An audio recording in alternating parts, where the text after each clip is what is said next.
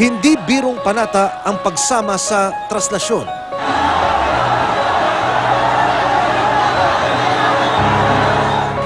Para makahawak o makakaplos sa poong Nazareno, kailangang suungin ang siksikan, balyahan, apakan sa gitna ng milyong-milyong deboto.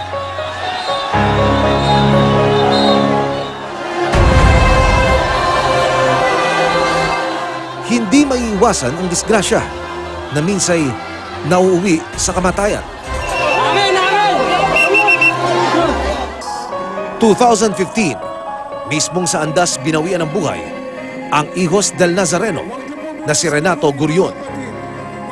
Kailangan natin mailabas yung kapatid natin. Naipit siya sa dagsa ng mga debotong pilit na umakyat sa andas. Halos maupuan at matapakan siya.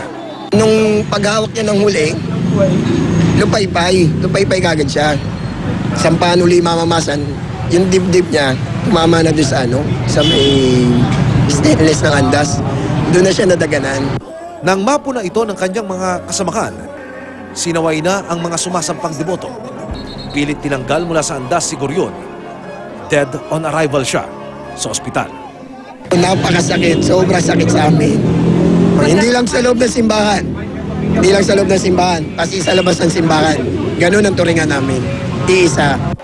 2006, sa gitna ng prosesyon, nagka-stampede sa Carlos Palanca Street.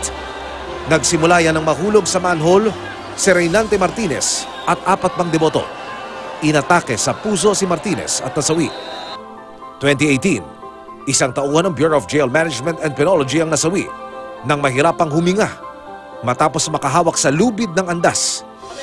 Ilan lang sila sa hindi bababa sa 10 nasawi sa gitna ng mga nagdaang traslasyon mula noong 2004. Lahat ng mga kaso dahil sa cardiac arrest o pagtigil ng tibok ng puso o kaya'y heart attack o bara sa puso.